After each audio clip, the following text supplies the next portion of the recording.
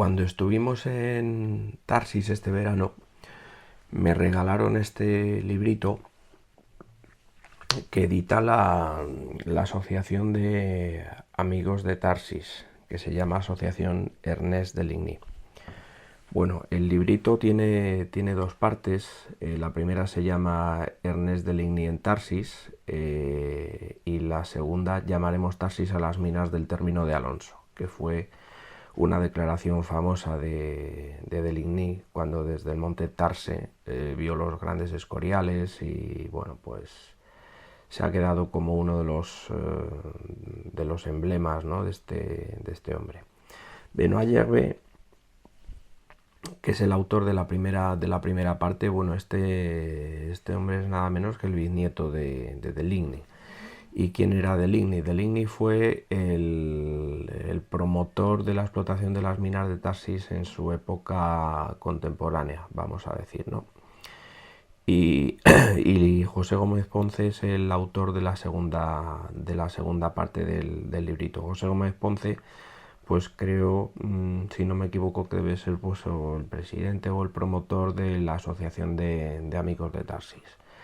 Esta asociación pues se creó en el año 2001, según he podido ver en la página web, una página con bastantes contenidos, han desarrollado muchas actividades. Al final pues no sé, tiene la pinta de que se convierte, como tantas asociaciones, en un trabajo muy personal del promotor, ¿no?, en este caso de José Gómez. Lo cierto es que las minas de Tarsis pues son también una temática de una amplitud extraordinaria y me da un poco de reparo meterme a hacer algún comentario sobre este tema. Prefiero quedarme en la parte más superficial como presentación del capítulo, porque mi objetivo sería poder hablar con los que saben, poder hablar con José Gómez o incluso poder hablar con una mujer que es catedrática honoraria de Historia Contemporánea en la Universidad de Huelva. Se llama María Dolores Ferrero Blanco. He podido ver en internet que tiene también bastantes publicaciones sobre la materia de la minería en Huelva y el empresariado. Y bueno, pues no me he dado tiempo todavía a leer ninguno de sus trabajos, pero creo que son las personas acreditadas para poder hablar del tema este. De todas formas, y con carácter más general, pues Deligny era un ingeniero francés que estaba trabajando en los ferrocarriles carboneros del norte de España, en Asturias, ¿no? Entonces, bueno, pues le mandaron de misión a ver qué había por el sur y, bueno, pues se plantó en Tarsis, en el término de Alosno. Y allí, pues, como suele suceder, pues acompañado por un pastor que le llevó al monte Tarse, y con las referencias de un ingeniero español que se llamaba Luciano Escobar y que no he sido capaz de encontrar ninguna fotografía suya ni datos, un poco de detalle del personaje. Como digo, desde el monte Tarse lo que tuvo es una visual de la zona de las escombreras. Las escombreras además estaban separadas como en dos etapas o en dos masas superpuestas una a la otra, una a las fenicias y las otras a las romanas. Y cuando Ernest de Ligny le preguntó al pastor que si conocía el lugar del paraje y el pastor le dijo que era el monte Tarse, pues claro, el otro es como que conectó rápidamente cables, dijo, bueno, pues entonces esto Tarse. Desde aquí estoy viendo además las teleras de Río Tinto, en Río Tinto el Cerro Salomón, ya está, este es el Tarsis de los fenicios y ya está. Y entonces es cuando dijo aquello de llamaremos Tarsis a las minas del término de Alosno, porque para él era evidente que era el Tarsis estaba en el Tarsis de la Biblia, ¿no? Y desde entonces, o desde aquel momento, que fue el año 1853 aproximadamente, pues Deligny lo que hizo fue, con el concurso evidentemente de capital privado, empezar a desarrollar la minería, denunciando una serie de permisos no solo Tarsis, también pues la zarza, el perrunal, el lomero, bueno, otras muchas, ¿no? Pero básicamente empezar a desarrollar la minería en la zona de Tarsis, y además con una visión de largo plazo realmente extraordinaria, porque lo veía todo a lo grande. Es decir, él tenía claro que en una zona tan aislada era fundamental tener unas comunicaciones potentes que permitieran llevar el mineral a los puertos, al puerto de Huelva, para la exportación. Entonces, bueno, pues él ya estaba pensando en ferrocarril, en grandes plantas de tratamiento para poder dar valor a la perita, y además también pues un punto de embarque con calado suficiente para poder recibir barcos de grandes dimensiones. Y de hecho está escrito que pues que se recorrió en un barco militar francés pues la zona de la ría de la, vamos, de la parte del Odiel, donde luego con posterioridad se instaló el cargadero de Corrales, ¿no? En fin, una persona con un cierto carácter visionario y que lo planteaba todo a lo grande. Entonces, bueno, pues es verdad que por esta razón, con toda justicia, yo creo que se le considera el promotor de la minería en Tarsis en su época contemporánea. Bien, es verdad que tuvieron muchas dificultades porque, bueno, primero porque como poner cualquier cosa en marcha siempre es un rosario de problemas, pero además es que tuvieron la epidemia del cólera que diezmó la población en España. Luego además también contaban con una parte de financiación que venía de la casa de los Rothschild, y estos pues lo que hicieron es auditar el destino de su dinero. Mandaron un ingeniero de minas francés a investigar la zona que se proponía para el desarrollo, y bueno, pues este ingeniero francés tuvo la mala fortuna o el poco acierto de decir que aquello pues que no tenía tampoco mayor interés, que era una zona donde básicamente predominaban los azufrones con alguna que otra vetilla de mineral. Bueno, básicamente lo que hizo fue poner en duda la viabilidad del proyecto. Evidentemente esto no ayudó. Además, pues Deligny era como técnico una persona que iba rápidamente orientada a los resultados, y la parte financiera de la sociedad pues era más prudente, era más de asegurar la buena posición financiera de la compañía y de ir dando pasos de menor alcance pero más seguros. Bueno, eran dos perfiles completamente distintos. Esto al final terminó en dificultades de gestión. Pues Deligny salió de la compañía, del puesto ejecutivo, porque estaba como director de operaciones. Y bueno, pues al final lo cierto es que terminaron alquilando las concesiones a una sociedad británica, la Tarsis Copper and Sulfur, que luego duró muchos años de actividad en la zona, como es bien sabido, ¿no? Entonces, además, finalmente, pues lo que inicialmente era un arriendo de las concesiones acabó terminando en una absorción completa, ¿no? En 1868, si no me equivoco. Hace 3 años, coincidiendo con el segundo centenario del nacimiento de Deligny, los sucesores o la familia en Francia de don Ernesto fueron a Tarsis, donde bueno, pues se celebraron una serie de actos conmemorativos del nacimiento del abuelo, ¿no? Y entre esos actos pues hubo una pequeña representación teatral, hubo el descubrimiento de una placa en el Monte Tarse, y además pues la familia o los sucesores de Deligny donaron al archivo municipal de Huelva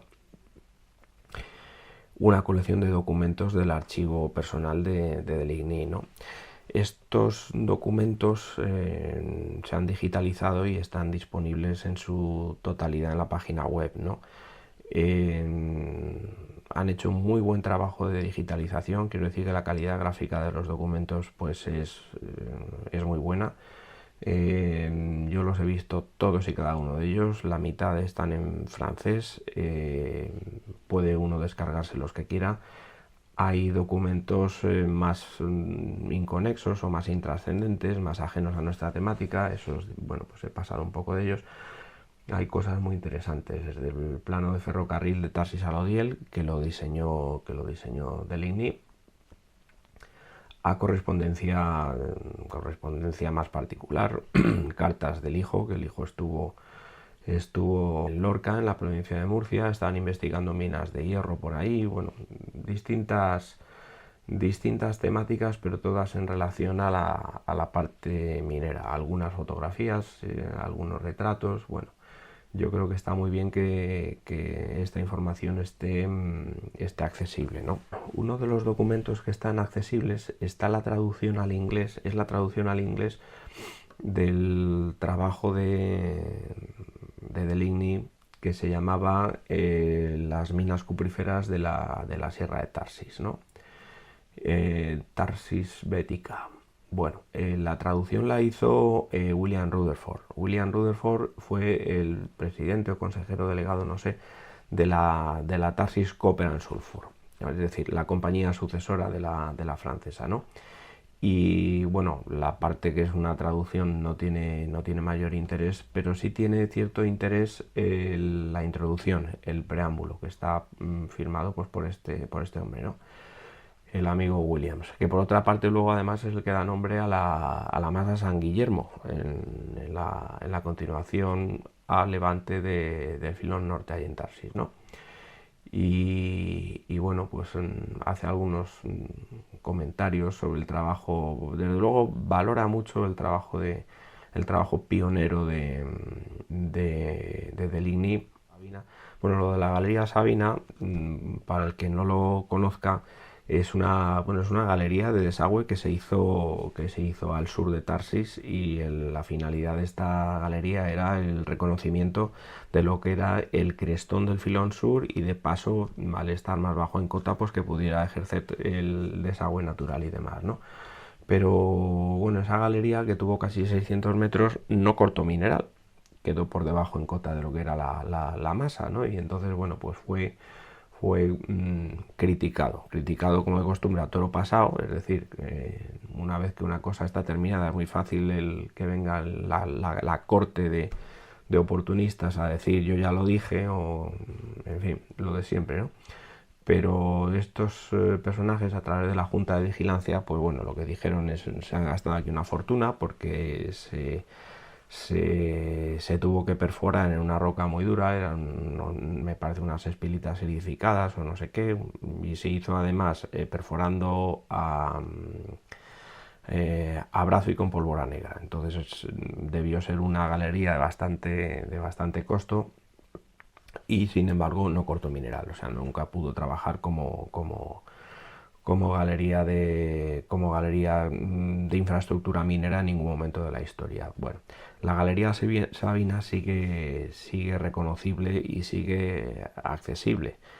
Nosotros hemos intentado meterle mano un par de veces, pero bueno, tiene un tapamento muy potente que impide el paso. Sería muy interesante el poder recorrerla, básicamente por ver qué hay al otro lado del tapamento, ¿no?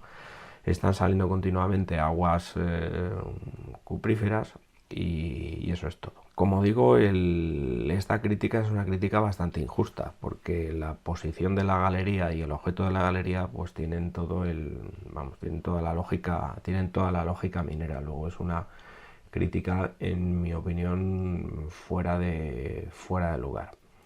Fue a trabajar a la mina de Santo Domingo, en Portugal, y allí la compañía que se fundó se llamó también La Sabina. Ya está, o sea, por alguna razón pues le gustaba a Deligny el nombre. Además, bueno, tampoco es que hubiera muchas razones para criticar 600 metros de galería, pues porque en la zarza los romanos, en la zona de Algaida, habían hecho una galería de desagüe de 1700 metros. Luego, bueno, pues tampoco era para tanto. Una de las cosas que se dice aquí en la introducción de Rutherford, en la traducción del trabajo de Deligny, dice que en París Mr. Deligny llegó a ser conocido como conde de Alosno, presumiblemente un título adquirido en el reinado de Napoleón III. Dice: uno podría pensar, o podría haber esperado, que se le hubiera llamado conde de Tarsis. Pero quizá la memoria o el recuerdo de la Junta de Vigilancia le postergó. Bueno, no me extrañaría. Vamos a ver qué dice don Isidro en relación a las minas de Tarsis, ¿no? Por lo menos la parte histórica o la parte de presentación. Hombre, hablamos evidentemente de muchos años después, pero con todo hay algunos comentarios que yo creo que sí que son importantes, ¿no? Bueno, lo de las dificultades, eso ya estaba dicho. La creación del ferrocarril, el puerto, los trabajos de muchísima importancia que se hicieron en la mina La Zarza. Bueno, una cosa que tengo que decir. En el año 95 yo estuve en Filón Norte cuando la compañía todavía mantenía su actividad y se extraía en el fondo de la Corta pues pirita cruda para su exportación a través del puerto de Huelva, y la trituración estaba intacta y corrales también y demás, ¿no? Eso en el año 95. También tuve oportunidad de visitar 2 veces la mina de La Zarza, el Pozo Algaida o Pozo número 5. Tú vas ahora en 2023 y la impresión es devastadora, absolutamente devastadora. O sea, el deterioro que ha habido allí de las instalaciones de la compañía es simplemente vergonzoso, pero vergonzoso. Las colecciones de planos, los documentos que había allí, tanto en Tarsis como en La Zarza. Lo digo porque lo he visto. Y ahora, sin embargo, pues se ha perdido una cantidad importantísima de todo ese patrimonio. Y a nivel de instalaciones, pues también el salvajismo que se ha practicado en lo que eran las oficinas de Filón Norte y las instalaciones en general no tiene nombre. No tiene nombre. Además, que esto haya sucedido en tiempos relativamente recientes, cuando se supone que ya habíamos empezado a espabilar un poco en España y a desarrollar una cierta sensibilidad por la conservación del patrimonio minero industrial y a crear asociaciones para que esto se valorizase, etcétera. Bueno, que sigamos todavía en esta dinámica es simplemente un insulto, y dice muy poco de nuestra, no sé cómo definirlo. Una cosa que critica Pinedo de manera elegante pero enérgica es el método de explotación que desarrolló la compañía inglesa tanto en Tarsis como en La Zarza, ¿no? Porque era un método, bueno, era por contramina, esto para empezar, o sea, era minería subterránea, pero en un sistema de explotación que desperdiciaba o dejaba sin explotar una porción importantísima del mineral. En el caso de La Zarza, si no recuerdo, no recuerdo si era en Zarza o Sierra Bullones, pero hablamos de entre el 40 y el 55% de mineral abandonado, además de mineral que es pirita muy limpia, pirita que va sin ningún tipo de emborrascamiento, y por tanto era una pérdida de lo que es el potencial minero del país, pues realmente significativa. Y a esto no era indiferente Pinedo, pero el sistema de explotación era más orientado a un beneficio cortoplacista que a una proyección a medio y largo plazo de una actividad industrial. Bueno, esto que lo hagan mineros de fuera, pues o cuando la mina está arrendada, pues no es que tenga lógica, pero es lo que cabe esperar.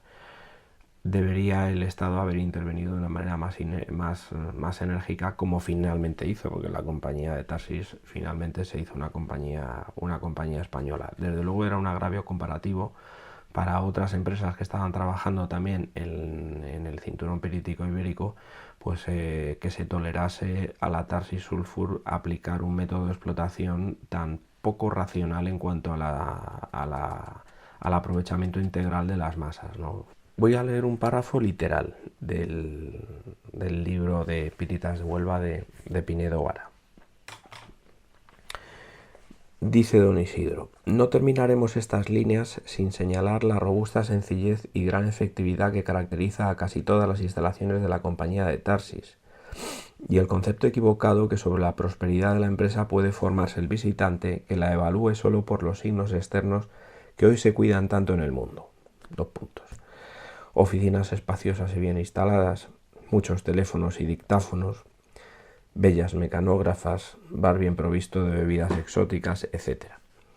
En Tarsis y La Zarza, en Corrales y en la representación de la compañía en Huelva no encontraréis nada de esto, pero tales detalles en modo alguno son de estrechez, de pobreza, sino de una administración austera, y si alguien no lo ha sabido interpretar, pronto saldrá de su horror cuando los Rutherford, Mackenzie, Gray, etc.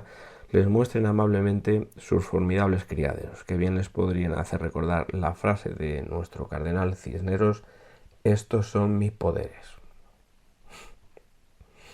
Qué bueno, don Isidro.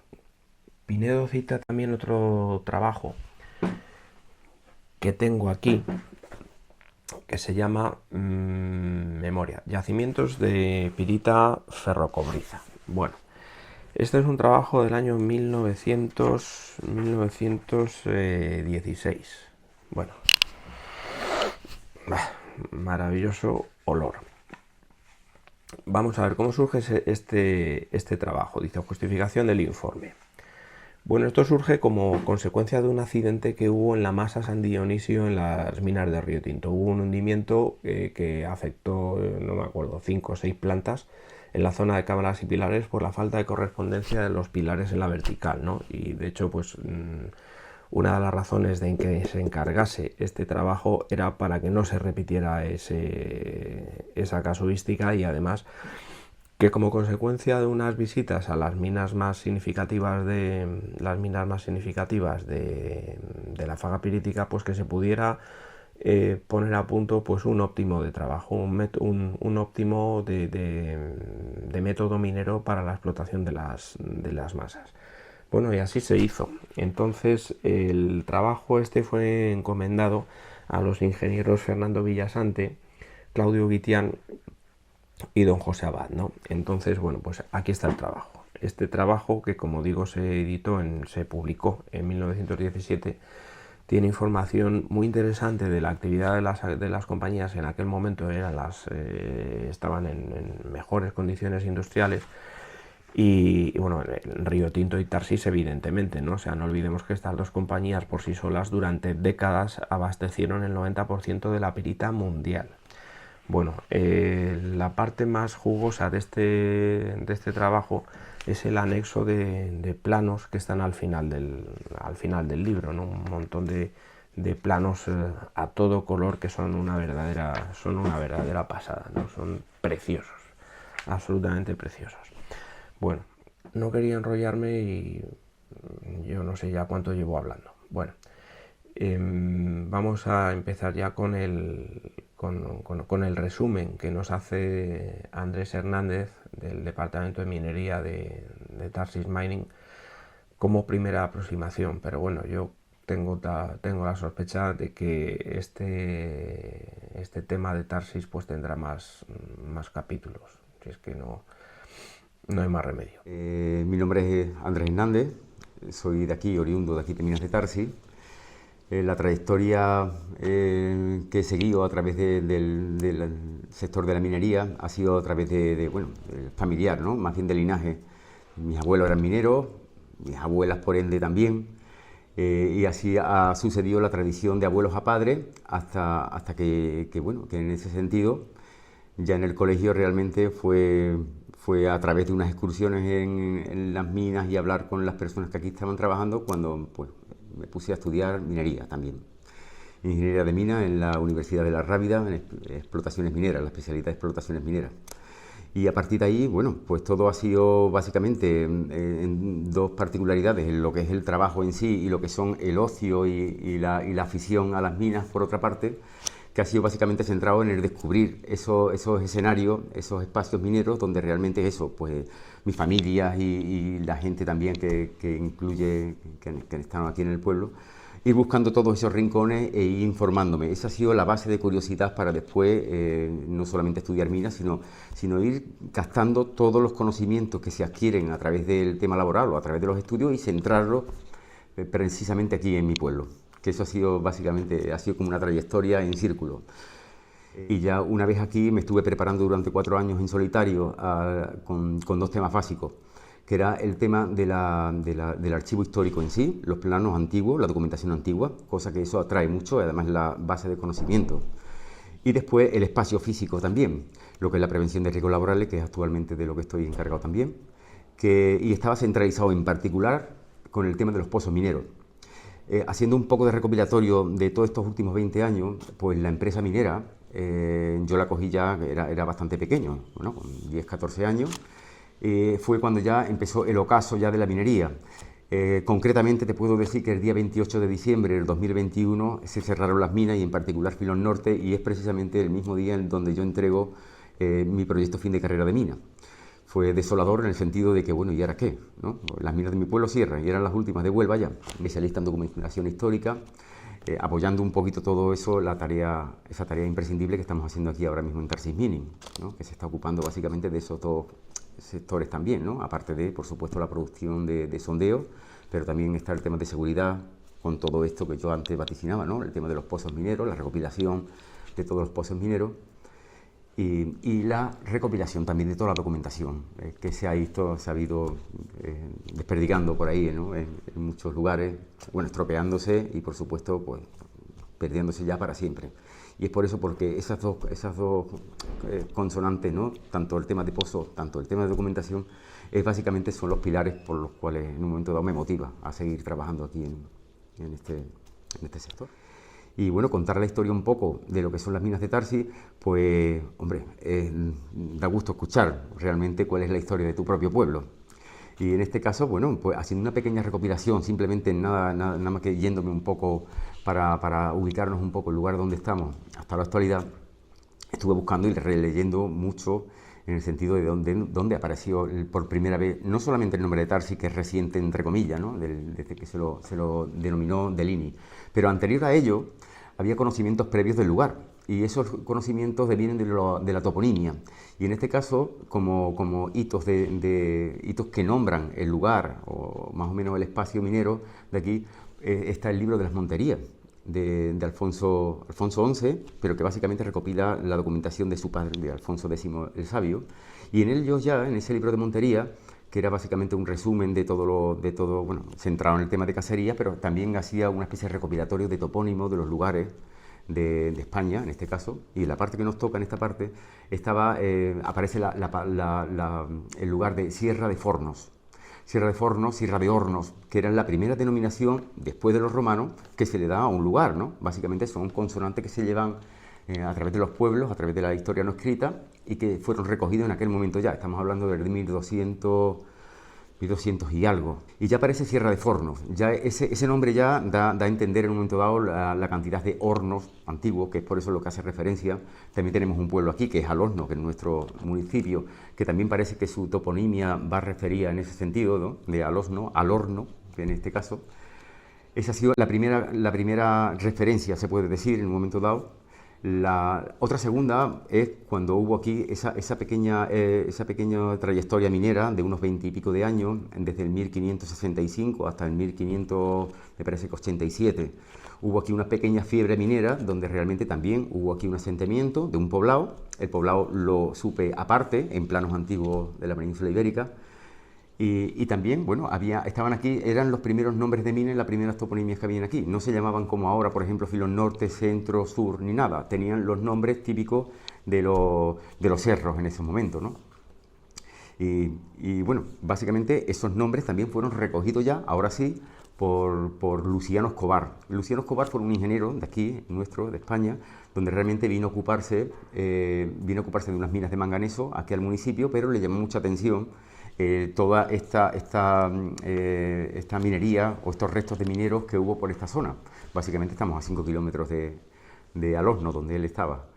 Y bueno, a través de él, realmente, después de un trabajo minucioso de geología, yendo a campo y demás, pues consiguió publicar, en ese sentido, a través de ingenieros de Río Tinto, publicaron en un Correo Sevillano de 1852. Y ese correo, ese periódico, se supone, llegó a manos de Ernesto Delini, que precisamente venía ya encomendado a verificar muchos de los yacimientos que había en esta parte del suroeste peninsular. Y bueno, a través de estos de este señor, ¿no? De Luciano Escobar, de este ingeniero, se pusieron en contacto. Hay una historia muy bonita donde cuentan ese contacto, ¿no? En donde se intercambia información. Y fue ya cuando realmente ya viene nuestro protagonista en este sentido, que le da el nombre de Tarsis, ¿no? Cambia la toponimia. Es muy curioso cuando viene este ingeniero, que no solamente viene a ocuparse de las minas y demás, ¿no? Que viene con esa idea globalista de... Y bueno, y él cambió un poquito también la toponimia, ¿no? La toponimia que nosotros tenemos aquí. Si antes hemos dicho la Sierra de Forno, después tuvo diferentes nombres, como la Sierra Ensillada, Sierra Bullones, que es la denominación de una de las minas actuales, y después ya finalmente estaba la Sierra de Santo Domingo. La Sierra de Santo Domingo, creo, en un momento dado, por lo que he podido leer, ha venido después de ese libro de Montería, donde venía la referencia de Sierra de Forno, pues posteriormente, porque las fechas de Santo Domingo, en este caso, alude a Santo Domingo de Guzmán, que era un eclesiástico bastante reconocido, ¿no? Llegamos hasta los duques de Medina Sidonia, que eran básicamente los dueños de toda esta zona de aquí, de parte de Sevilla, del condado, ¿no? De la parte de Sevilla y Huelva. Bueno, pues en ese sentido, al ser propietarios suyos de sus terrenos, lo encomendaron el nombre, y es actual también la Sierra de Santo Domingo. Cuando llegó Deligny, ya fue cuando le cambió el nombre de Sierra de Santo Domingo por Sierra de Tarsis, y Santo Domingo lo dejó rastro en dos lugares concretos. Uno es en Filón Sur, que fue su mina predilecta o primera, concretamente el socavón de la Galería Sabina, que fue también una denominación suya. Y esos dos topónimos, Santo Domingo como Sabina, fueron llevados a São Domingo, a Portugal, que también era una mina de reconocimiento suyo. Llevó o es que ya bien lo tenía, o bien lo llevó él, Santo Domingo, y la Sabina, la denominación de Sabina, que aquí era una galería, y allí fue la empresa que explotó. Esos son muchos de los vínculos que Deligny tiene, no solamente en Tarsis, sino también a lo largo de la provincia de Huelva. Y bueno, pues a través de ese hito ya, que es se puede decir que es el hito principal por el cual las minas estas empiezan a explotarse ya a cielo abierto y subterráneo, pues ya básicamente en 165 años ha sido la evolución de todo ello. Se abrieron las minas, bueno, al principio eran subterráneas, siguiendo la misma metodología y casi las mismas técnicas que los romanos, exceptuando la pólvora y bueno, y básicamente el vapor, que ya llegó después, pero básicamente quien estaba debajo tierra básicamente llegaba, se puede decir que básicamente hacía lo mismo que hacían también nuestros antepasados mineros en esta zona, herramientas y todo lo demás. Y conforme llegó la mecanización, la electrificación, fueron evidentemente pues redundando muchísimo más en las producciones hasta llegar pues a cotas ya bastante elevadas, ¿no? Pero eso ya fue conseguido, si bien no con la empresa francesa, que fue la que puso los pilares fundamentales para que la empresa posterior de Tarsis Sulphur Company hiciera ya su despliegue de producción, ¿no? Primero la mente directora de todo eso fueron los franceses, y en particular este hombre Deligny. Tren, minas a cielo abierto, técnicas de desagües a la hora de trazar lo que son las líneas maestras de galería, que posteriormente va a ser el hito principal por el cual se pueda profundizar, evidentemente. Antes no se podía por el tema de agua, no había bomba suficiente, y él lo comenta en sus libros, para evacuar todo aquello y ponernos en producción. Entonces, bueno, pues todos esos adelantos técnicos y demás ha sido también percibido por el propio pueblo. La población al principio básicamente venían de todos los pueblos alrededor y de Portugal. Vinieron muchos portugueses aquí, vinieron también de Galicia. Tenemos nombres también aquí de gallegos, apellidos de todo tipo, como nos podemos imaginar. Entonces, la población de Tarsis tuvo una gran subida, ¿no? En este caso hubo momentos en donde había 9.000 almas, lo denominaban por alma. Y básicamente esta empresa era tan grande, tan imperialista, en este caso tenía esas connotaciones un poco, que no solamente tenían las minas, la producción de las minas, sino también eran dueños de los pueblos que montaban alrededor, que ahora mismo se pueden percibir que casi todas las minas de Huelva tienen un pueblecito al lado. Y en ese momento fueron un boom espectacular, en el sentido de que Tarsis, la empresa, tenía bastantes centros de trabajo. Tenía el centro de trabajo de Tarsis, centro de trabajo de la Zarza y centro de trabajo Corrales.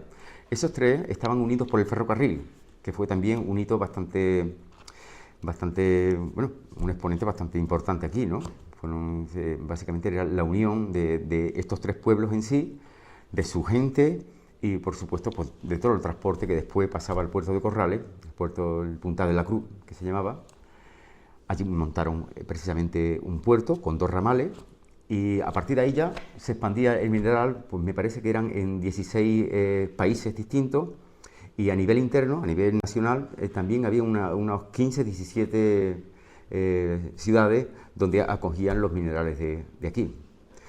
Si bien hablando de minerales, al principio fue el cobre, básicamente el mineral más predilecto en el sentido, ¿no? Y es por lo tanto por lo que lo primero que montaron fueron las fabricaciones que se le llaman, fabricaciones o canalejos. No era otra cosa que hacerle pasar las aguas ácidas a través de unos canales que estaban predispuestos en forma de laberinto, de serpentín en este caso, para hacer pasar el agua de forma calmada, donde se le atribuía las chapas de metálica, y haciendo esa fusión se quedaba, pues, los minerales de cobre, se quedaban en esas chapas que después recogía, y el término medio más o menos, según tenemos nosotros visto aquí en los informes que tenían, era un 2000 y pico de kilos al año que sacaban. Bueno, era algo así. Vamos a ver, detalle.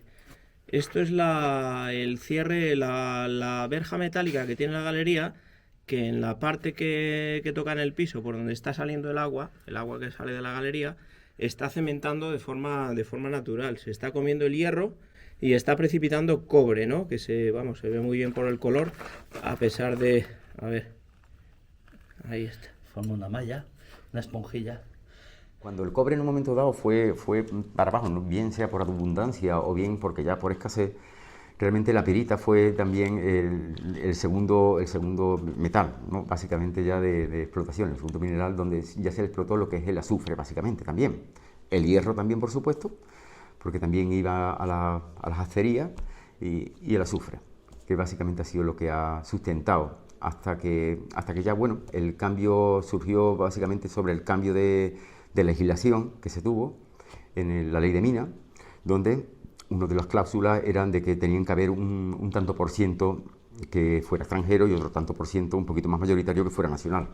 En este sentido, hubo bueno, entre eso y otras reformas que hubo por el tema de crisis de producción propiamente dicha, pues se retiró Tarsier and Sulfur Company, la empresa británica, y se transformó, incluso con todos o casi todos los ingenieros que tenían, en la compañía minera de Tarsis, ¿no? Ya española en sí. Ella tuvo un bagaje de unos 10-15 años y finalmente, pues con la crisis y demás, fueron los propios trabajadores los que se hicieron cargo de la empresa. Hay que decir también que el contexto histórico en donde se encontraba, pues realmente ya estaba abocado ya al fracaso, no por nada, sino simplemente porque ya el contexto en donde se movían ya las empresas mineras estaba muy exteriorizado. Ya lo cogieron los trabajadores con la sal, Nueva Tarsis Sal, y eso ha sido ya básicamente reciente, en el 96, que ha sido ya la última etapa. Y esa etapa ya básicamente era como aprovechar. Realmente ya no había tantos voladuras como se hacían antes, ni nada, era más bien un sentido de aprovechamiento. Y en ese sentido también se aprovechó no solamente en lo que son las piritas y demás, sino también se montó otra empresa, Filonsur S.A., que se ocupaba ahora de la extracción de oro y plata. Ya anteriormente había una planta de oro aquí, empezó en el 34 y terminó en el 68. Y una segunda planta de oro, aprovechando incluso en este caso, cenizas y morrongo que tenían anteriormente, y lo procesaron de nuevo. Estuvieron durante unos 21 años, básicamente, y hasta que cerró también. Cerró, bueno, básicamente porque las tierras también que había estaban restringidas simplemente a las pocas zonas que había en Tarsis, ¿no? Por aprovechar. Y bueno, a partir de ahí, tanto por la parte de Filonsur S.A., que se ocupaba de los metales preciosos, como Nueva Tarsis Sal, que se ocupaba de las minería de pirita, pues todo ello fue apocado ya al final del siglo. Precisamente, ya me parece que el último tren, o la última voladura, el último tren salió a finales ya en diciembre de 1999, fue el último tren ya que se recogió, y a partir de ahí ya cerraron. Empezaron a una etapa ya donde realmente, pues, las cosas iban rompiéndose, aprovechándose, es normal, ¿no? Cuando una mina cierra, pues básicamente quiere sacarle partido a los recursos que le queden, que básicamente son chatarra. Entonces, la historia esta última se puede contar, pero no se puede ver. Se intentó recuperar el ferrocarril. Básicamente la Asociación Amigos del Ferrocarril estuvieron aquí pendientes, pero también es verdad de que no pudieron hacer mucho más por el tema de cómo se encontraban las instalaciones. De igual manera también se intentaron adecuar con el tema del el bien de interés cultural otro tipo de elementos, pero realmente estaban ya en ruina técnica y evidentemente nada se podría hacer por ello. O sea que básicamente toda esta evolución que hemos tenido, esta grandiosa evolución, básicamente en los libros, en cualquier libro de historia o cualquier libro de minería, aparece Tarsi, porque evidentemente Tarsi, Río Tinto y otras minas también, por ese volumen que tenían de producción y ese volumen de vida que daban al territorio. Y eso ya pues, fue desapareciendo poco a poco hasta quedarnos en la actualidad, donde realmente poquita gente sabe poco, poquita gente sabe algo, y todo eso, no hay una historia que esté ya configurada de tal manera donde venga explícito todas las cosas tal como son. Sí que decir que ahora mismo estamos en una nueva etapa con Tarsis Mini y estamos evolucionando en ese sentido, recogiendo información, ocupándonos del archivo histórico minero, ocupándonos también un poco del estado de los espacios mineros y por supuesto pues eso, a la hora de conservar la memoria y a partir de ahí ser como una plataforma para seguir evolucionando evidentemente en estos años próximos. La localización de antiguos sondeos, adelantar trabajo en ese sentido. Ahora mismo tenemos de todas las empresas, tenemos documentación aquí. ¿De Filonsur también? De Filonsur también. De Filonsur S.A. también. Bueno, de Filonsur S.A. y después documentación aquí ha visto muchísimas empresas que han venido, tanto a investigar como colaboradoras a la hora de emprender proyectos. Entonces, de todas ellas tenemos restos de documentales, ¿no? En principio, donde más debería de haber serían las oficinas generales, evidentemente, aquí. Pero aquí yo he calculado, después de toda la documentación que he visto y a sabiendas del volumen que viene indicado en los inventarios y en los demás restos de documentación donde se registran, pues la verdad que aquí puede haber a lo mejor un 10, 15, 20% de lo que debería de haber. La misma empresa también hacía su vaciado, ¿sabes? Cuando entraban de nuevo hacían sus vaciados documentales. Ahora mismo nosotros sí que le damos importancia, en ese momento no. Las empresas que tenemos, que habían, de todas conservamos y los lugares donde se encuentran están aquí. La mayor parte se encuentra también en una recopilación que se hizo en el año 2001 de esa documentación que a la empresa no le valía, que era más bien histórica a nivel social, a nivel de población, instalaciones de población, casas, barrios. Todo eso está en el museo, si es que se le puede llamar así, pero está en un edificio del ayuntamiento donde se encuentran también bastantes libros y bastantes legajos e informes. No muchos planos, los planos básicamente están aquí. Después también, por supuesto, tenemos en el archivo provincial de Huelva, también tenemos bastante, en el archivo nacional de Madrid, también tenemos documentación. Ha habido unas pérdidas documentales, tanto es así, de que había un edificio exactamente igual o muy parecido a este que tenemos ahora mismo, de unas 553 metros cuadrados, que eran las oficinas de Filón Norte, porque el Filón Norte era la mina donde estaban realmente toda la industria, aparte de la mina a cielo abierto más grande que tenemos aquí. Entonces generaba mucha documentación, a nivel de maquinaria y a nivel de producción generaba mucho. Entonces aquella oficina tenían los mismos planos que aquí. Pues aquella oficina fue vandalizada completamente. O sea, armarios repletos, planeras repletas, archivos completos, todo eso desapareció. En tanto a eso, solamente podemos hacer una idea de lo que pudo haber allí, básicamente encontrando lo que tenemos aquí. Pero las generales eran estas, estaba la oficina de Minas de la Zarza, como antes he comentado que estaba la oficina de Filón Norte, aquí mismo, y después tenía oficinas en Corrales también. ¿Las oficinas de la Zarza? En Corrales, en Huelva, en Madrid y en Glasgow. ¿De quién son propiedad? ¿Las de la Zarza? Sí. Eso me parece, eso ya también fue desbancado, yo creo que ahora mismo no tengo ni idea, yo supongo que eso será del ayuntamiento, eso ya la empresa ni... Esa también tengo, es que me gusta decirlo realmente, hombre, por meternos en el contexto en que sí, fue también vandalizada completamente, pero vandalizada en el sentido de no saber siquiera de qué trata esa documentación. Te cuento una anécdota de aquí, se hacían plantillas para los zapatos con los planos antiguos de 1880, que eran acartonados y se hacían plantillas. Los modelos de madera, que eran verdaderas obras de arte, prácticas, porque servían para hacer las piezas tanto de camiones como de ferrocarril, más de ferrocarril. Pero no solamente eso, es que todo lo que se hacía aquí de molde, sean lápidas, tapaderas de alcantarillado, todo lo que te puedes imaginar, se hacía allí, a través de molde. O sea, que había un carpintero maestro que realizaba en madera, en moldes de madera, todas las piezas que se hacían que después pasaban a las fraguas y pasaban después a la fundición. Bueno, pues esas piezas servían para calentarse en los canecos, verdaderas obras de arte. Tiraron el caneco para calentarse, se pudieron rescatar bastante y están ahí en el ayuntamiento, unas naves del ayuntamiento y algunas en el museo, por ponerte una anécdota. Y la de la zarza pasó exactamente igual. Todo se vendió, todo se quemó y todo se rompió. Todo se vendió, me refiero, porque muchas de las cosas han ido a parar, que las puedes ver por internet todavía, a coleccionistas. Páginas como Todo Colección, puedes mirar, amigos de cosas de Tarsi, las puedes encontrar allí, ¿no? Porque por aquí han pasado muchas personas, no solamente la gente de aquí del pueblo, sino después vienen gente de todos lados, y evidentemente hasta de Asturias, como anécdota también, hasta de Asturias me han mandado por carta un plano. Esa es la primera. ¿Cómo va la cosa?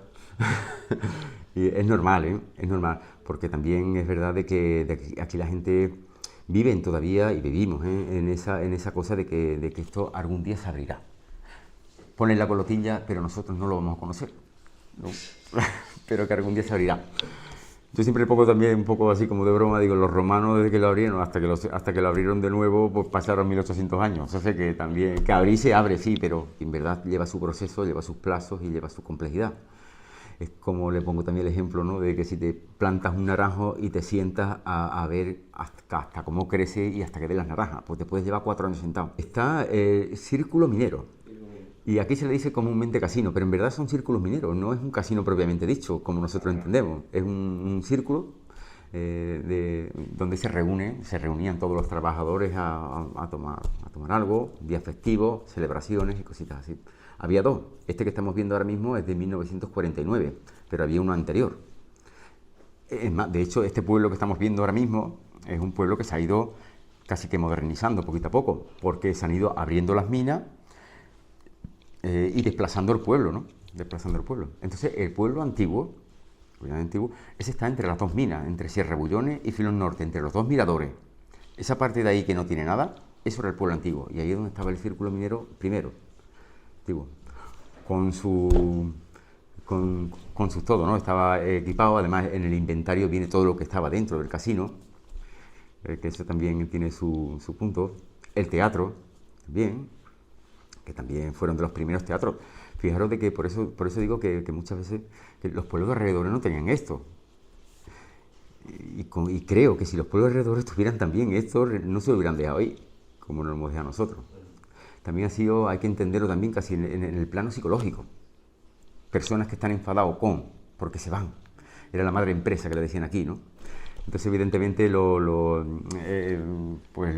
tanto las familias como, por supuesto, los trabajadores y demás, cogían un cierto resentimiento, ¿no? A como que esto va para atrás, esto, en fin, que iban cerrando, iban tal. Y conforme iba ese sentimiento creciendo, ¿no? Iban manifestaciones, esto y lo otro, pues fueron rompiéndose las cosas y desapareciendo las cosas. Más bien sin pensar en qué desaparecía, en qué rompía, sino ha sido por propia garantía. Al cabo del tiempo, nos hemos dado cuenta, realmente ha sido nuestro peor fracaso como pueblo en sí, porque de tener tanto a realmente no poderte enseñar apenas nada es un poco dramático. Te puedo decir que aquí hay personas que no saben dónde está Filón Norte, está enfrente de la gasolinera, y no lo saben. O sea que el interés por esto realmente es minoritario, pero esos minoritarios realmente le apasiona, pero no trasciende. Es complicado hacerlo entender. Para mí las personas son un tesoro, ¿eh? Yo le pregunto mucho a todos los técnicos, y los técnicos que estamos hablando de 70, 80 y 90 años. Y les pregunto mucho porque tienen su cabeza muy lúcida, ¿no? Lo han entendido. Entonces, muchas de las cosas que he podido aprender realmente no ha estado escrito. Son cosas no escritas que te cuentan y complementas con lo que ya ves, ¿no? Porque historia, cuando leemos un libro, realmente... Bueno, lo curioso es que casi todos los libros que se atienden no lo ha escrito gente de aquí. Entonces, los libros históricos no lo cuentan. Entonces cuentan cosas ahí. Pero realmente si quieres escuchar cosas verdaderamente auténticas y verdaderas, tienes que escucharlos a ellos, evidentemente. Aquí hay técnicos de mina que tiene ya el hombre era topógrafo y era el que fabricaba los planos. Tiene una memoria exquisita. Pero estamos hablando de memoria exquisita, de decirte en una galería a cuántos metros está un pozo y más para allá qué es lo que hay. vas para allá y está el pozo y lo que te ha dicho, un derrumbe, un esto y lo otro, y todavía conservan eso en su memoria. En este caso es muy particular porque era el topógrafo. Entonces, le tengo yo mucha estima, ¿eh?, a todas las personas y además le gusta que le pregunte. No son muy reacios a contar, porque la verdad que tampoco le interesan ya contar. Casi todas sus reminiscencias vienen en plan de pesadumbre, ¿no? Siempre han visto malos momentos, pero aún así se abren un poquito, dan consejos, guarda esto, a ver si te encuentras tal y lo guarda porque eso es importante, en fin, todo ese tipo de historias. Los informes de trabajo, esto era a nivel un poco de alta dirección, lo que sí que a nivel de trabajo estaban estos de aquí. Estos eran informes anuales que desde aquí se mandaban también a los centros mineros. Licors no se refiere a bebida, licor. no se refiere a pacharán, no. Estos son gramos de cobre por galón. O sea, estos son licores fértiles. Sí, Esto sí, es sí, sí. Análisis. canaleo, tío. Acojonante. Sí.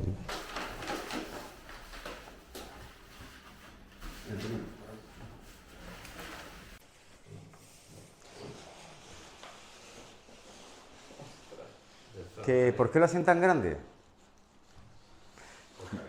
Porque había que hacerlo grande. Manejable no es, pero del 18. Esto ha sido una serie de una ampliación o modificaciones. El pier lo tienes, ¿no? Lo que es el muelle también tenías otro del muelle, ¿no? Sí, sí. Y esta es la ampliación o restitución de algunas partes. Gonzalo, ¿qué? Huele. Huele a mina, tío. Aquí en el cementerio inglés, que está presidido por este imponente pino, hay 16, si no he contado mal, sepulcros de miembros de la colonia inglesa, que naturalmente estaban separados del resto del pueblo. Aquí tenemos la inscripción del que se ve que era el jefe químico del laboratorio de Tarsis y que murió con 54 años en 1919. Thomas Bryce. Bueno, pues nada, estupendo. Se van liando unas cosas con otras y al final nos ponemos donde nos ponemos. Tareas pendientes. Ya estoy como loco por volver a Tarsis. Tareas pendientes. Subir al mirador de la Sierra Tarse y ver la placa de Deligny. Ir a Corrales. Había ahí instalaciones de trituración y luego el embarcadero doble. Buscar en la Rábida el retrato de Deligny, ir a Tarsis a la casa General Manager, la mina Lagunazo también, buscar las 3 galerías romanas de desagüe en la mina La Zarza, los 5 puentes sobre el ferrocarril minero, el embarcadero, yo lo he dicho, la central eléctrica de Tarsis, que tengo una noticia de la revista minera 1921 con una descripción detalladísima. Ir otra vez a la Lapilla, buscar gotitas irisadas, buscar a María Dolores Ferrero y a José Gómez. Bueno, esto solo es lo que apuntaba esta mañana según iba completando con documentos adicionales, ¿no? Pero bueno, lo que está claro es que es como una bola de nieve. Uno va mirando y según vas tirando distintos hilos, pues van saliendo otros. Total, que nada, pues que ya nos veremos en otro capítulo y hasta la próxima. Esto no hay. Esto voy dejando todos los temas igual, pero es que no tengo más remedio, no sé cómo hacerlo de otra manera, la verdad.